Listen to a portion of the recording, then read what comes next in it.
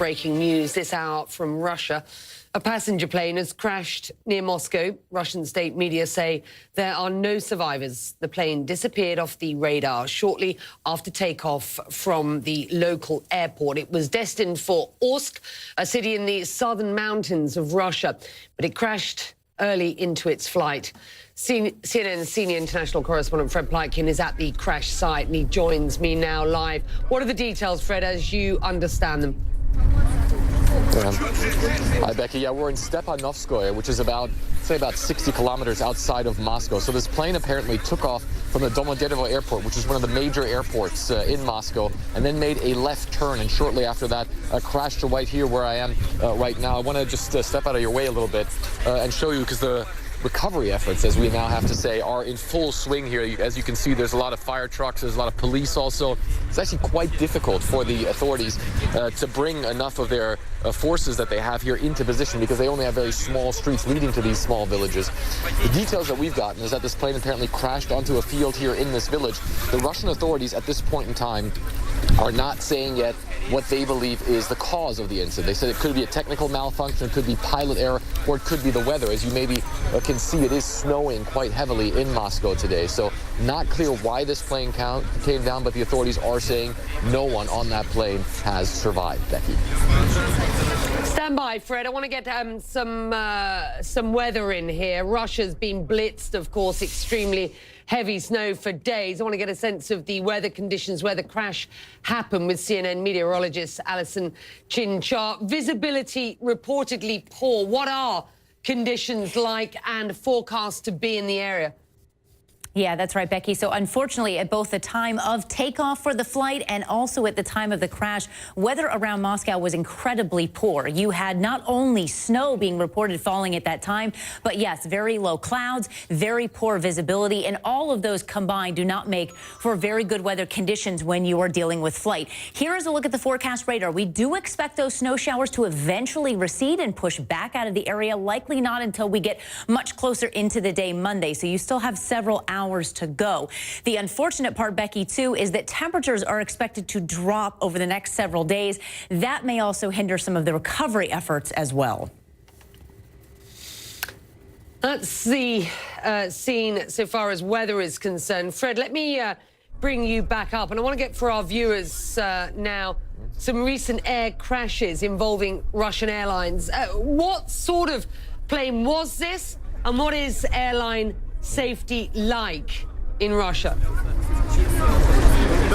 Yeah, this was a fairly small airline, Becky. It's called Saratov Airlines, and the plane itself is actually quite interesting. It's an Antonov 148, which is made both in the Ukraine and here in Russia in a town called Voronezh. So it is a Russian-made airliner. And the most recent that we've gotten is that apparently this specific airplane was manufactured in 2010 in Russia at the Voronezh airplane factory there. What we need to say about this plane is that the Antonov 148 is a small regional airliner. It seats somewhere between 65 and 88 people, depending on the configuration. It's got two engines.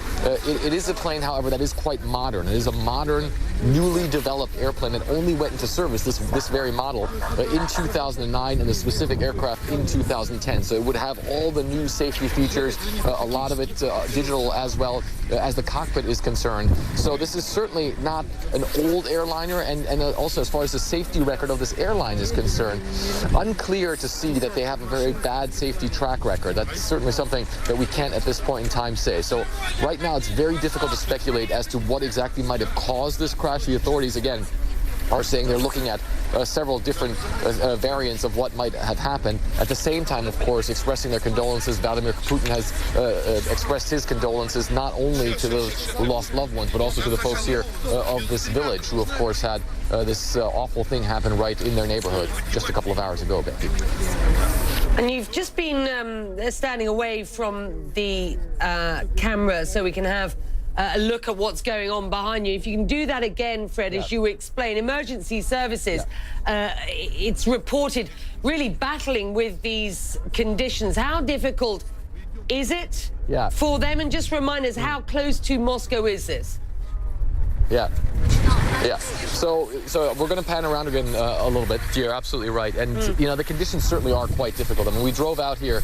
It's actually interesting, Becky, because I landed at the very airport that this plane took off from only about less than an hour before we landed, and I can say that all these weather reports are true. It was pretty difficult to see out the window of the aircraft. You could see there was very low cloud cover and that there's just snow. We pan around a little more, you can see that the snow is not only making it difficult, obviously, for the rescue and recovery folks to work, but it also makes it very difficult to actually get here. Some of the roads almost impassable, obviously very difficult to even clear the snow now, and Moscow really has been blanketed by snow over the past couple of days, really over the past week.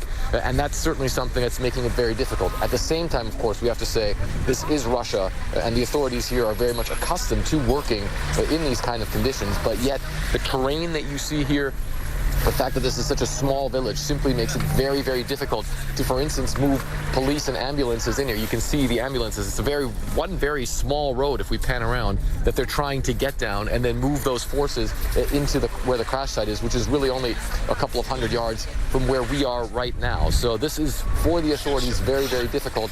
And it is fairly close to Moscow. It's about say 60 kilometers south of Moscow, southeast of Moscow. And this plane, of course, the route that it was going to take was also towards the southeast. The town of Orsk, where this plane was supposed to land, is about a 2-hour flight southeast from Moscow, Becky.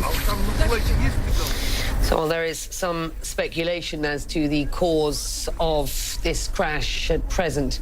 Authorities not releasing any details. Fred, thank you.